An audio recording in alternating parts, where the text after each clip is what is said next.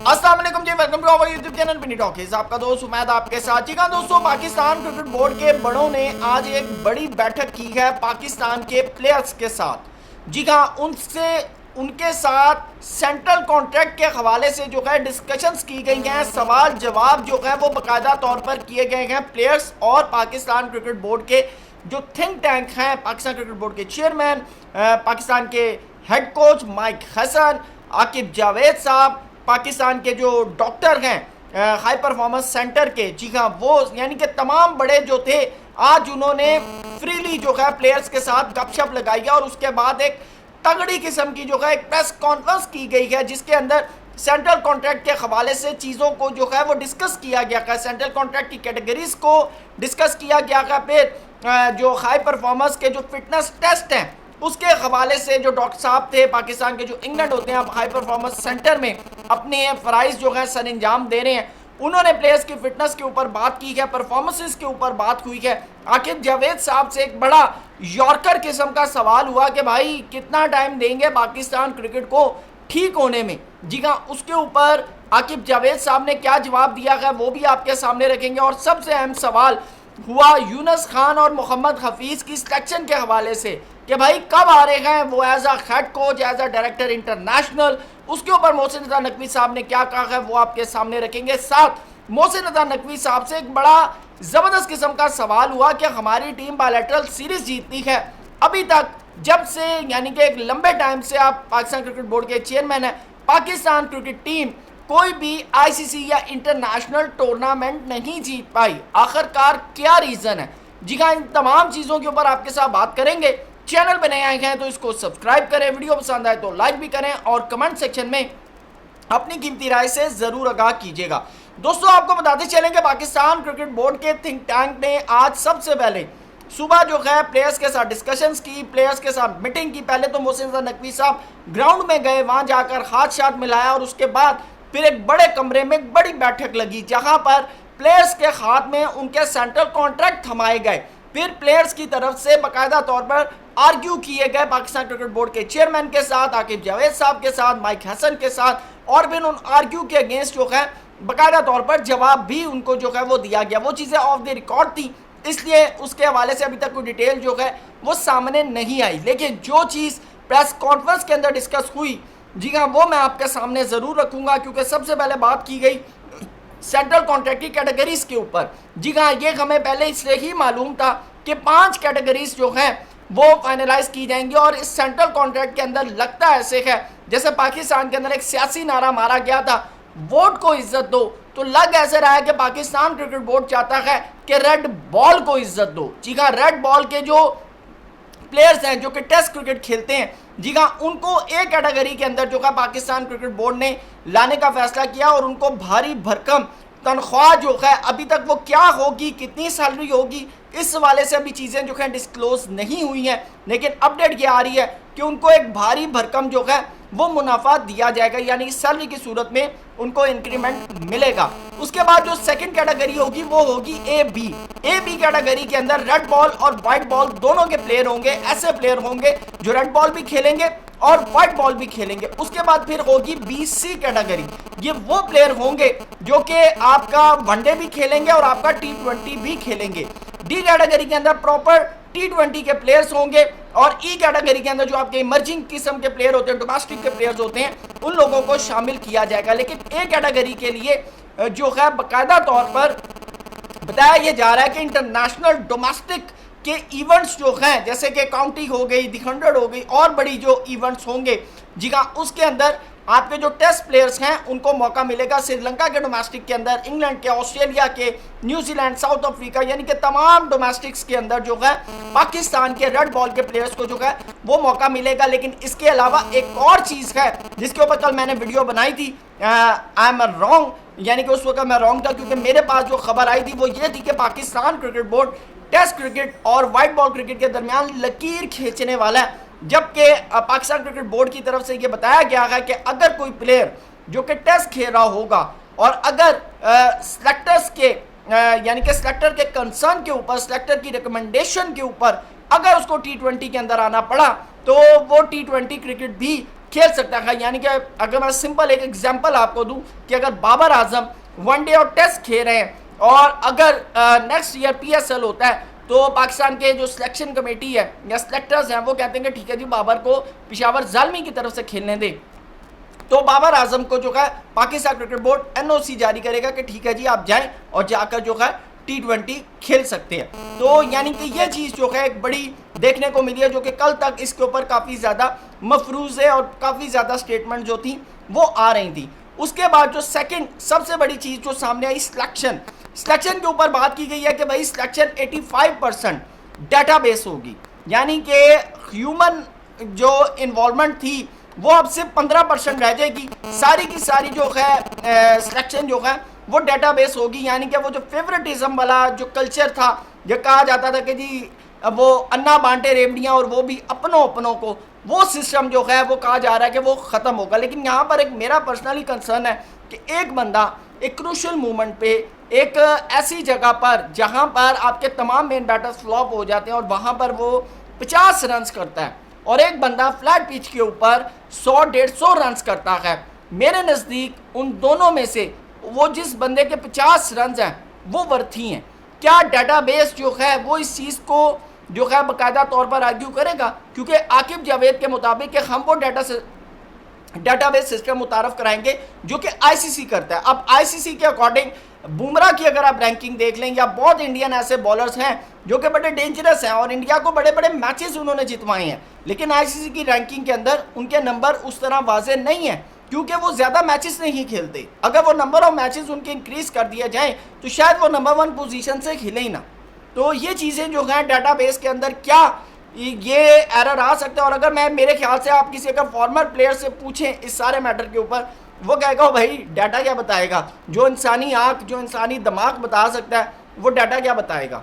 तो अब इसके ऊपर जो है देखना है कि आने वाले दिनों के अंदर क्या कंसर्न जो है वो सामने आता है। सेकंड, फिटनेस के ऊपर बात की गई है कि बाकी जो हमारे डॉक्टर हैं जो कि इंग्लैंड से हैं जिन्होंने सैम अयूब का भी इलाज किया और पाकिस्तान के अब रिहैब सेंटर के अंदर बैठे हुए हैं, उनके मुताबिक जो उन्होंने बेंच मार्क सेट की है उनके मुताबिक पाकिस्तानी प्लेयर्स की जो फिटनेस है वो उनके बेंच मार्क से बहुत नीचे है। वैसे भाई मैं आपको हकीकत बताऊं ना, पाकिस्तानी प्लेयर की एक प्लेयर की भी fitness up to the mark नहीं है, ये मैं आपको क्लियर बता दूं। आप छोड़ें, आप यकीन करें कि ऑस्ट्रेलियंस इंडियंस आप इनकी फिटनेस देखें। पाकिस्तान का एक प्लेयर मेरे ख्याल से वो याद है शादाब खान की एक वक्त में था और बल्कि वो एक दफ़ा फिटनेस टेस्ट हुआ था तो मिसबाह और हफीज़ की फिटनेस जो थी वो हमारे तमाम यंगस्टर्स से बेटर थी, वो शायद आपको याद होगा। तो अब आप अंदाज़ा लगा लें, फिटनेस के ऊपर कहा जा रहा है कि जी साल में हर 3 महीने के बाद जो है एक टेस्ट होगा, 4 टेस्ट जो हैं साल में किए जाएंगे। वैसे मैं आपको बताता चलूँ पहले हर सीरीज़ से पहले फिटनेस टेस्ट होता था, तो फिटनेस के ऊपर बताया जा रहा है कि जी कोई कॉम्प्रोमाइज़ नहीं होगा लेकिन 4 टेस्ट होंगे। अब देखना है कि ये जो फिटनेस टेस्ट वाला फार्मूला है ये कितना फ्रूटफुल साबित होता है, ये अब आगे आने वाले दिनों के अंदर जो है चीज़ें सामने आएंगी। उसके बाद आकिब जावेद साहब से एक सवाल किया गया, बड़ा शॉकिंग सवाल था कि भाई आपको इतना टाइम हो गया, अभी तक पाकिस्तान क्रिकेट जो है वो बेहतर नहीं हो सकी, तो आप कोई टाइमलाइन बता दें, कोई 6 महीने, कोई साल, कोई 100 दिन, कोई 200 500 दिन बता दें कि जिसके अंदर पाकिस्तान क्रिकेट जो है वो बेहतरी की तरफ चली जाए। आकिब साहब कहते हैं भाई मैं कोई बिल्डिंग तो नहीं बना रहा कि कब बेहतर होगी। हो सकता है कि हम 3 महीने के बाद तमाम मैच जीतने शुरू हो जाएं और फिर ऐसा मोमेंट आए कि हम मैच हारने शुरू हो जाए। देखिए मैं इसके ऊपर एक बड़ा सिंपल सी एक बात करता हूँ, आप मैच जीत सकते हैं, आप फिटनेस सिलेक्शन के ऊपर कोई कॉम्प्रोमाइज़ ना करें। मैं रियलिस्टिक बात कर रहा हूँ, आप सिलेक्शन के ऊपर, आप फिटनेस के ऊपर, परफॉर्मेंसेस के ऊपर आप 0% कॉम्प्रोमाइज़ आप ख़त्म कर देना, आप यकीन करें कि आपकी टीम जीतनी शुरू हो जाएगी। यहाँ पर भाई बड़े मामलात ख़राब हो जाते हैं। यहाँ पे जिस लड़के का नंबर बन रहा होता है वो बेचारा बाहर बैठा होता है, जिसकी परफॉर्मेंस नहीं होती वो स्क्वाड के अंदर होता है। यहाँ पर तो बड़ी चीज़ें हैं, ठीक है ना। अब बात करेंगे तो बात बड़ी दूर तक चली जाएगी, मेन टॉपिक से बात हट जाएगी। बहरहाल आकिब जावेद साहब ने कहा जी मेरे पास कोई टाइम फ्रेम नहीं है, टाइम फ्रेम वो दे भी नहीं सकते क्योंकि अगर टाइम फ्रेम देंगे तो आज का डिजिटल मीडिया का ज़माना है, अगली प्रेस कॉन्फ्रेंस में अगलों ने वीडियो निकाल के सामने रख देनी, आकिब साहब आपने 6 महीने कहे थे 8 महीने हो गए ने। ठीक है ना। तो उन्होंने कहा जी मेरे पास कोई जादू की झड़ी नहीं है, हम तो कोशिश कर रहे हैं। वही बात होगी, अगर लग गया तो निशाना, ना लगा तो तुक्का, सिंपल सी बात है। फिर मोहसिन रजा नकवी साहब से सवाल किया गया यूनुस खान और मोहम्मद हफीज़ के हवाले से। उन्होंने कहा जी मेरी मुलाकातें ज़रूर हुई हैं पाकिस्तान क्रिकेट की बेहतरी के लिए। वही एक डायलॉग जो है कि पाकिस्तान बेहतरी के लिए, हाँ हमें जिसको भी लाना पड़ा हम उसको लेकर आएंगे। मेरी मुलाकातें हुई हैं, लेकिन हम मीडिया से देखते हैं कि यूनुस खान जो है उनको हेड कोच बनाया जा रहा है, सरफराज को उतार के, सरफराज हमारे सामने बैठे हैं, और मोहम्मद हफीज़ को डायरेक्टर इंटरनेशनल बनाया जा रहा है। जबकि उन्होंने कहा कि हमारी इस सिलसिले में, अच्छा उन्होंने ना काटा भी नहीं मारा, कैंसिल भी नहीं किया कि नहीं भाई साड़ी कोई गल नहीं हुई, या और उन्होंने ये भी नहीं कहा कि साड़ी गल हो गई है। तो जब इनकार ना हो ना, जब इनकार ना हो, जर्नलिज्म की फॉर्म में ये चीज़ है कि जब इनकार ना हो ना, तो समझो गल थोड़ी थोड़ी हो रही है। तो अभी तक मामला जो हैं वो तय नहीं हुए, मामला तय नहीं हुए। अब वो कब तय होते हैं, कब मामला ओके होते हैं, कौन सी पोस्ट पर आते हैं, ये भी जो है कबल इस वक्त कहना मेरे ख्याल से मुश्किल होगा। बहरहाल जब भी होगा तो सबके सामने आ जाएगा। लेकिन मोहसिन रजा नकवी साहब ने कहा है कि भाई ये जो हेड कोच वाली बात है, ये जो है ये मेरे ख्याल से मुझे लगता है कि हो सकता है कि यूनुस खान को एज अ बैटिंग कोच जो है वो पाकिस्तान क्रिकेट के अंदर उनको इंट्रोड्यूस करवाया जाए, क्योंकि सैफी भाई जो हैं वो एज अ हेड कोच रहेंगे और यूनुस खान जो हैं वो एज अ बैटिंग कोच जो है उनको शायद लाया जाए। ये हो सकता है, आगे क्या होगा वक्त आएगा तो चीज़ें सामने आएंगी। साथ जो सबसे अहम सवाल किया गया, मेरे ख्याल से $1 मिलियन क्वेश्चन था, और किया भी मोहसिन रजा नकवी साहब से गया कि भाई हमारी टीम, आप ये बायलैटरल सीरीज़ की बात करते हैं। मोहसिन नकवी साहब ने कहा ना, आप अगर मेरा टर्नआउट देखें ना, या मेरा टर्नओवर देखें, तो उसके अंदर पाकिस्तान टीम ने सबसे ज़्यादा बायलैटरल सीरीज़ जीती हैं, बिल्कुल जीती हैं जनाब, मैं इसमें कोई शक नहीं है।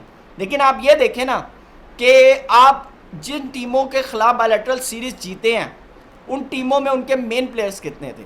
बल्कि उन्होंने खुद इस बात का जिक्र किया कि मैं हैरान होता हूँ कि हम अच्छी खासी बायलैटरल सीरीज़ जीत रहे होते हैं, जीतते हुए जैसे ही आईसीसी इवेंट आता है हमारे प्लेयर्स बिल्कुल फ्लैट हो जाते हैं। हमारे प्लेयर्स प्रेशर, यानी कि उनका मेरे ख्याल से कहना था कि प्लेयर प्रेशर में आ जाते हैं। जनाब प्लेयर प्रेशर का मसला नहीं है, यहाँ प्रेशर कुकर का मसला है। प्रेशर कुकर का मसला ऐसे है कि अभी आपके मुल्क में ऑस्ट्रेलिया की टीम आई है, आप अंदाज़ा लगाएं कि उसमें से 5 प्लेयर नहीं है। जॉश हेजलवुड नहीं है, मिचेल स्टार्क नहीं है, पैट कमिंस नहीं है, स्टीव स्मिथ नहीं है, ट्रेविस हेड नहीं है, और 1-2 के नाम है, मैं वो भी अगर लूँ तो मेरे ख्याल से अब आप अंदाज़ा लगाएं ना, 5 प्लेयर उनके नहीं हैं। यही ऑस्ट्रेलिया की टीम बांग्लादेश गई है, वहाँ पर 2 मैच हारी है। आप मुझे सिंपल सी एक बात बताएं, अभी आईसीसी का इवेंट आप बांग्लादेश के अंदर रख लें, ये बांग्लादेश आपको उसी स्टेज पर दोबारा नजर आएगी जिस स्टेज पर वो पहले थी। क्यों कि ऑस्ट्रेलिया जो है जब आईसीसी का इवेंट होगा वो अपनी फुल स्ट्रेंथ के साथ आएगा।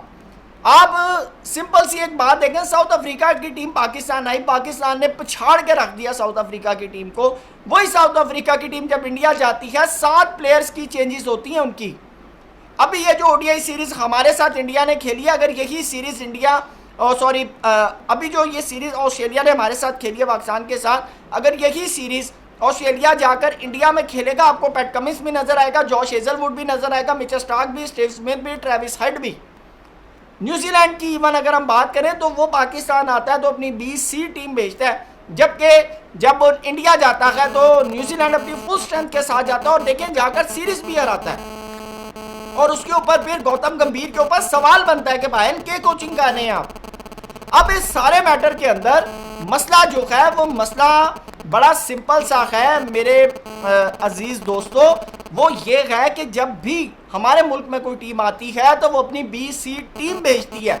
जब हमारा आईसीसी इवेंट में मुकाबला होता है तो हमारा उनकी original form, original patent team के साथ होता है।